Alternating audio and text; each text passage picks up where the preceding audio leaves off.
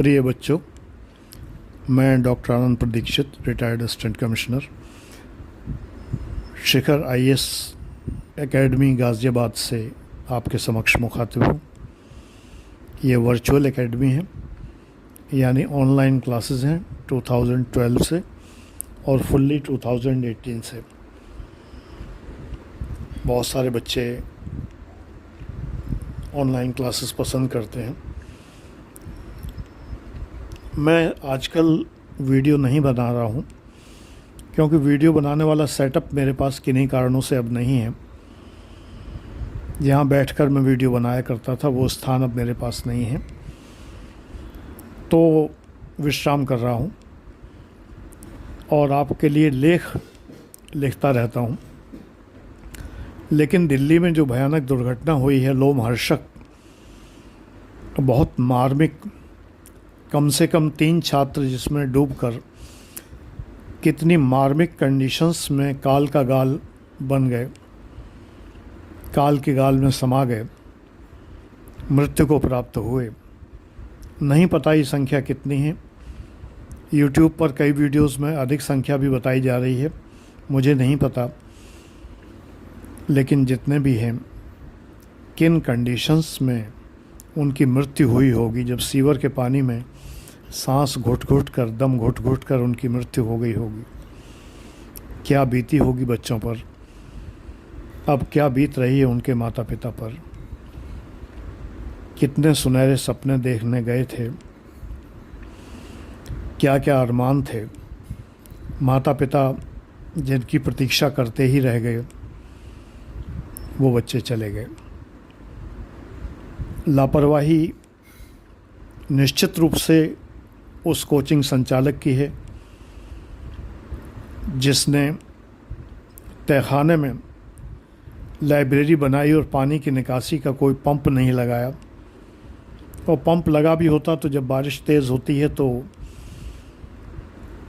Electricity की line काट दी जाती है। जनरेटर भी नहीं चलाया जा सकता क्योंकि पानी भर जाता है जब। तो तहखानों में तो कोचिंग या लाइब्रेरी चलनी ही नहीं चाहिए। तहखाने गोडाउंस होते हैं, सामान भरने के लिए होते हैं, रहने के लिए थोड़ी होते हैं।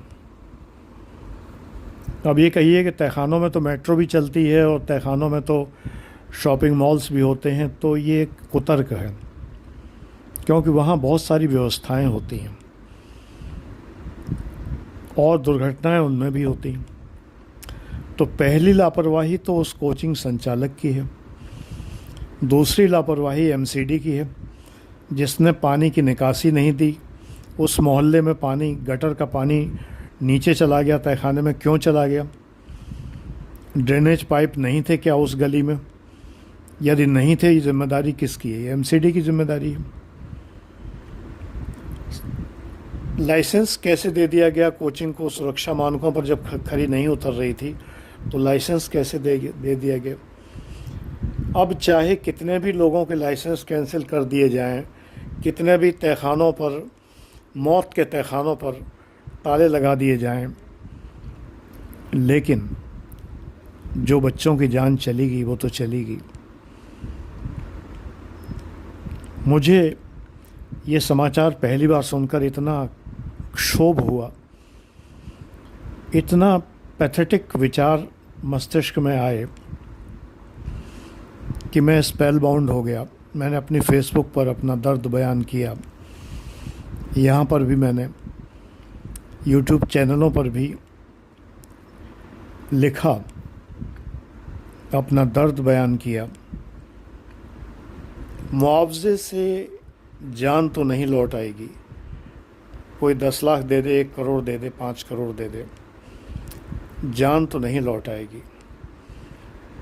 जिसका बालक बालिका चला गया, उस परिवार से पूछिए उस पर क्या बीती है। तो पहली गलती, दोष, अक्षम्य अपराध उस कोचिंग सेंटर का, दूसरा एमसीडी का, और तीसरा बेटा आप लोगों का भी है।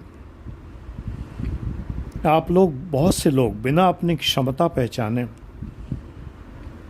आईएएस बनने के लिए इन भीड़ भरी जगहों में, इन दड़बे जैसे कमरों में, गंदे माहौल वाली कोचिंगों में और किसी टीचर के छलावापूर्ण विज्ञापन में आकर बड़े बड़े अखबारों के पूरे पूरे पृष्ठों पर जो विज्ञापन दे रहे हैं, उन विज्ञापनों के छलावे में आकर आप लोग दिल्ली पहुंच जाते हैं या दिल्ली जैसी तमाम जगहों पर पहुंच जाते हैं। आप ये नहीं सोचते कि ये ज़माना सोशल मीडिया मार्केटिंग का है। आप बहुत सारे ईमानदार यूट्यूबर्स के वो वीडियो नहीं देखते जिसमें वो बताते हैं क्लियरली कि जो कोचिंग के रिज़ल्ट होते हैं वो मॉक इंटरव्यू पर आधारित होते हैं। जो बच्चे मेंस क्वालिफाई कर जाते हैं वो भटकते हैं दर दर कि कहीं इंटरव्यू में रह न जाएं, तो वो हर कोचिंग में मॉक इंटरव्यू करना चाहते हैं और वो कोचिंग उनसे लिखवा लेती है कि जब आप क्वालिफाई कर जाएंगे, सेलेक्ट हो जाएंगे, इंटरव्यू में निकल जाएंगे, फाइनली सेलेक्ट हो जाएंगे, तो हम आपके नाम का प्रयोग अपने छात्र के रूप में करेंगे और आप इस पर आपत्ति नहीं करेंगे। ये लिखवा लिया जाता है। फिर उनका नाम अपने छात्र के रूप में ज़ोर शोर से प्रसारित किया जाता है। ये आप लोग नहीं जानते। सच बात यह है कि आज भी जो छात्र आईएएस पीसीएस में निकलते हैं, मैं स्वयं 4 बार पीसीएस में सिलेक्टेड हूँ। 1981, 82 UP MP PCS, 83 UP PCS, assistant commissioner हुआ था उससे पहले ट्रेजरी अफसर हुआ, रीजनल ऑडिट अफसर हुआ, बीडीओ हुआ। 4 सिलेक्शन हैं मेरे। फिर मैंने वीआरएस ले लिया 15 साल पहले और शिखर आईएएस एकेडमी की स्थापना की और तब से पढ़ा रहा हूँ, अपना काम चला रहा हूँ। दिल्ली की तरह मैंने केवल पैसे की बात नहीं सोची। मैं बहुत से छात्रों को मना भी कर देता हूँ कि बेटा तुम्हें मैं एडमिशन नहीं दूंगा, तुम्हारे अंदर क्षमता नहीं है। थोड़ी सी बातचीत करके मैं पता लगा लेता था। जिन दिनों मैं काउंसलिंग करता था 5 बजे शाम को, तो मैं मना कर देता था कि मैं तुम्हें एडमिशन नहीं दूंगा, तुम्हारे अंदर कुछ भी नहीं है। ऐसा कहीं दिल्ली में नहीं होता है। आप पैसा लेकर पहुंचिए, आपका एडमिशन हो जाएगा। एक एनसीईआरटी माफिया है। कक्षा 6 से 12 तक की एनसीईआरटी ज़बरदस्ती आपसे पढ़वाता है।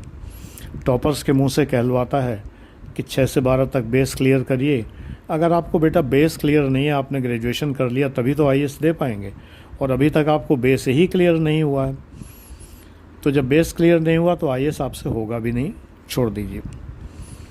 अगर आपको ज़रूरत महसूस होती है कि किसी सब्जेक्ट को समझने के लिए कक्षा 6 से 12 की एनसीईआरटी आपको आवश्यक लगती है, तो आपसे आईएएस नहीं होगा, पीसीएस नहीं होगा। ये बात गांठ बांध लीजिए। चाहे आपको बुरा लगे, चाहे आप उल्टा सीधा कमेंट करें, भले ही करें, करते रहें, आपको ब्लॉक कर दूंगा, कोई फ़र्क नहीं पड़ता मुझे। लेकिन सच बात यही है और यही सत्य है, पूर्ण सत्य है कि अगर आपको 6 से 12 की एनसीईआरटी की ज़रूरत पड़ती है, ग्रेजुएशन की किताबें आपकी समझ में नहीं आती हैं, तो आप आईएएस पीसीएस नहीं बन पाएंगे, चाहे सर पटक लीजिए। कठोर बोलता हूँ, कड़ा बोलता हूँ, सही बोलता हूँ। इसीलिए मेरे जो छात्र हैं, मेरे पट्ट शिष्य मुझे बहुत पसंद करते हैं, मुझे दादाजी की संज्ञा से नवाजते हैं, मुझे पिता समान, दादा समान मानते हैं, और कमेंट्स में आप देख लीजिए कितना मुझे लाइक करते हैं। मैं ऑनलाइन क्लास चलाता हूँ, पूर्ण सुरक्षित। न तहखानों में मृत्यु का भय है, यहाँ न रास्ते का भय है, ना आपको किराया खर्च करना है ऑटो टेम्पो किसी चीज़ में, ना आपको कोई डर है, ना कांवरियों की वजह से सड़क ब्लॉक होती है। कुछ नहीं, अपने घर बैठकर पढ़िए। लेकिन आप घर बैठकर पढ़ना ही नहीं चाहते। आपको तो शहर की हवा चाहिए, आपको तो बाहर निकलकर मौज मस्ती भी करनी है। बहुत सारे छात्र हैं मौज मस्ती करने के लिए दिल्ली जाते हैं, राजधानी में मौज मस्ती करेंगे। मुखर्जी नगर की सच्चाई बयान करते हुए बहुत सारे वीडियोस यूट्यूब पर हैं कि वहाँ क्या क्या कर्म और क्या क्या कांड होते हैं मुखर्जी नगर में। तमाम प्रसिद्ध टीचर जिनकी आज थू-थू हो रही है, शीशा लेदर हो रही है, जो अभी तक जिनको सोशल मीडिया ने सर पर उठा रखा था, अचानक नीचे पटक दिया है और रौंद दिया है। ये क्यों हो रहा है? क्योंकि वो सिर्फ पैसा कमाने में लगे हुए हैं, सिर्फ पैसा कमा रहे हैं। पूरे पूरे पेज का विज्ञापन कितने लाख में आता है ज़रा पता कर लीजिए, टाइम्स ऑफ इंडिया या द हिंदू को फ़ोन करके मालूम कर लीजिए कि एक पेज का विज्ञापन कितने लाख रुपए का होता है। और महीने में 20 दिन ये लोग विज्ञापन देते हैं, तो कितना पैसा कमाते होंगे। 2 लाख 2.5 लाख रुपया इनकी फ़ीस है, और इस फीस में कितने सारे छात्र ये पढ़ाते हैं ये आपको पता होगा। प्रश्न ही उठता है, पैसे की हवस इनकी फिर भी ख़त्म नहीं हुई है, फिर भी ये तरह तरह के क्लासरूम खोलते चले जा रहे हैं, तहखानों में कोचिंग चला रहे हैं, छात्रों के स्वास्थ्य से, छात्रों की जीवन से खिलवाड़ कर रहे हैं। धिक्कार भेजता हूँ इनको, बिल्कुल धिक्कार भेजता हूँ। मैंने तो ऑफलाइन कोचिंग ही बंद कर दी, मेरा मूड हुआ मैंने बंद कर दी। ऑनलाइन थोड़े से बच्चे पढ़ाता हूँ, कभी कभार 2-4 महीने में एक आध एडमिशन हो गया तो हो गया, काम चलता रहता है। नहीं चलता तो कोई बात नहीं है। इतनी उम्र हो गई, 69 ईयर्स हो गए, कभी तो रिटायर होऊंगा ही, तो मैं तो अपने को रिटायर मान रहा हूँ। तो इन लोगों से मेरा क्या कंपटीशन है? मेरे यहाँ महीनों में एक एडमिशन कहीं हो जाए तो हो जाए, इनके यहाँ रोज़ सैकड़ों एडमिशन होते हैं, तो कोई मुकाबला नहीं है। ये कैपिटलिस्ट हैं, एंटरप्रेन्योर हैं, पूंजीपति हैं, पूंजीवादी हैं। इन्हें बच्चों के स्वास्थ्य का या बच्चों के वेलफेयर का कोई ख्याल नहीं है। अपने वीडियोस में भले ही बच्चों के खैर ख्वाह बनते हों, भले ही वेल विशर बनते हों, लेकिन है नहीं। असली बात यह है, मैं जाने कितने वीडियोस में ये कह चुका हूँ, आपको कोचिंग की कोई ज़रूरत नहीं है। स्वयं कोचिंग चलाता हूँ, फिर भी ये कहता हूँ कोचिंग की कोई ज़रूरत नहीं है। तो मेरी ईमानदारी पर आपको शक नहीं होना चाहिए। आज ही मैंने फेसबुक पर पोस्ट में बहुत अच्छे से समझाया है कि आपको केवल मेरा SBBNR फार्मूला अपनाना है और आपको किसी कोचिंग की ज़रूरत नहीं है। SBBNR यानी कि सिलेबस पूरा पढ़ना है, समझना है। B फॉर बुक्स सारी खरीदनी है, NCERT नहीं, स्टैंडर्ड ग्रेजुएशन की टेक्स्ट बुक्स। अगला B है बैक ईयर पेपर के लिए। N का मतलब है नोट्स, आपको नोट्स बनाने हैं, और R का मतलब है रिवीजन, और आपको रिवीजन करना। 1.5 साल लगेगा, 10 घंटे रोज़ पढ़ना पड़ेगा।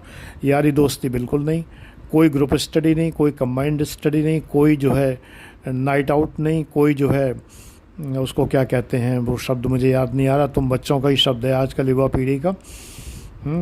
तो स्लीप ओवर, दोस्त के यहाँ स्लीप ओवर करना, ना कोई स्लीप ओवर करना है, ना आपको लाइब्रेरी जाने की ज़रूरत है। टेलीग्राम से किताबें डाउनलोड करिए, बहुत अच्छी अच्छी किताबें मिल जाएंगी। इन सब चीज़ों की ज़रूरत है आपको, बस। आपको कोई ग्रुप स्टडी की आवश्यकता नहीं है, आपको किसी प्रकार के क्लासरूम की ज़रूरत नहीं है, कोई टेस्ट सीरीज़ की ज़रूरत नहीं है। बैक ईयर पेपर देखिए, सब समझ में आ जाएगा कैसे प्रश्न पूछे जाते हैं। जब इंटरव्यू हो तो मैं आपको निःशुल्क गाइडेंस दूंगा इंटरव्यू की, आपके मॉक इंटरव्यूज़ कराऊंगा बिल्कुल फ्री ऑफ कॉस्ट, और आप सिलेक्ट हो जाएंगे तो आपका नाम भी नहीं दूंगा। मैंने नहीं दिया आज दिन तक। जिन्होंने मेरे मॉक इंटरव्यू किए मेरे पास, उनका मैंने सिलेक्ट होने के बावजूद भी मैंने उनका नाम नहीं दिया, क्योंकि वो मुझसे नहीं पढ़े थे ईमानदारी से, केवल मॉक इंटरव्यू की गाइडेंस ली थी, तो मैंने उनका नाम नहीं दिया कभी भी। मैं उन्हीं का नाम देता हूँ जो पूरे सेशन मुझसे पढ़ते हैं। अच्छे सिलेक्शन है, काफ़ी सिलेक्शन होते हैं मेरे यहाँ। जब भी कभी आप रिज़ल्ट आए तो आप उत्कर्ष एकेडमी की वेबसाइट पर देखिए। हमारी उत्कर्ष एकेडमी कानपुर में है और शिखर एकेडमी गाज़ियाबाद में है।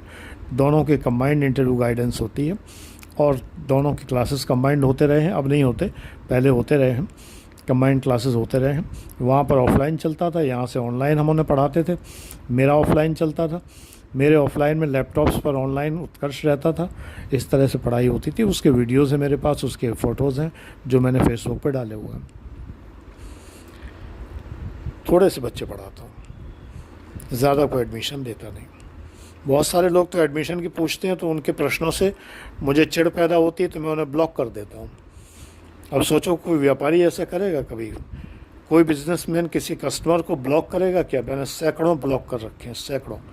जहाँ वो इरिटेटिंग क्वेश्चन पूछते हैं, तो व्यापारी होता है तो इरिटेट नहीं होता कभी, व्यापारी जवाब देता रहता है। अब कितना ही इरिटेटिंग क्वेश्चन पूछिए। अब महिलाएं साड़ी खरीदने जाती हैं तो कितना तंग करती हैं साड़ी बेचने वाले को, लेकिन व्यापारी इरिटेट नहीं होता कभी भी। मैं तो 2 मिनट में समझ जाता हूँ इसको, ये इस लायक नहीं है कि ये मेरे पास पढ़े, क्योंकि इसके अंदर शंका है। और श्रद्धावान लभते ज्ञानम संशयात्मा विनश्यति, गीता की ये बात याद रखिए। जो श्रद्धावान है, ज्ञान उसी को प्राप्त होता है, जो संशय करता है उसका विनाश हो जाता है। खैर, वीडियो का समापन करता हूँ। मैं चाहता हूँ कि दोषियों को सज़ा मिले। जो इस मामले में दोषी नहीं है उनकी मैं आलोचना नहीं करता। अनावश्यक रूप से मेरे निशाने पर कोई नहीं है, तो जो दोषी हैं उनको सज़ा मिले, छात्रों को भरपूर मुआवजा मिले। मैं नहीं जानता कितना मिलना चाहिए, 1 करोड़ या 5 करोड़ जो भी हो, लेकिन हाँ, फ़िलहाल मिनिमम 1 करोड़ मुआवजा तो मिलना चाहिए। ये कोचिंग्स इन विद्यार्थियों से इतना पैसा कमाती हैं तो विद्यार्थी के परिवार का इतना हक तो बनता ही है, और उनके किसी भाई को या उनके परिवार के किसी को कोचिंग में नौकरी दे, अपनी कोचिंग में नौकरी दे, ये मैं चाहता हूँ। एमसीडी अपने नियमों में बदलाव करे और नगर निगम ये व्यवस्था करे कि इस तरह के तहखानों में मौत के कुएं न बनाए जाएं, ये देखा जाए। कोचिंग नियंत्रण जो कानून है उसमें संशोधन किया जाए, और संशोधन करके कोचिंग के अधिकतम छात्रों की संख्या, एक क्लासरूम के अधिकतम छात्रों की संख्या निर्धारित की जाए, और इससे अधिक छात्र रखने पर पाबंदी लगाई जाए, ये मैं चाहता हूँ। पुनः एक बार मृतात्माओं के प्रति संवेदना व्यक्त करते हुए मैं उनकी आत्मा की शांति के लिए प्रार्थना करता हूँ। गॉड ब्लेस यू बेटा। आप लोग सुरक्षित रहें और कोशिश करिए कि अपने को पहचानिए, तभी कोचिंग ज्वाइन करिए, या कोचिंग की कोई आवश्यकता नहीं है। मेरे वीडियोस अगर आप देख लेंगे इस चैनल पर तो आपको कोचिंग की कोई आवश्यकता नहीं पड़ेगी, विश्वास कीजिए।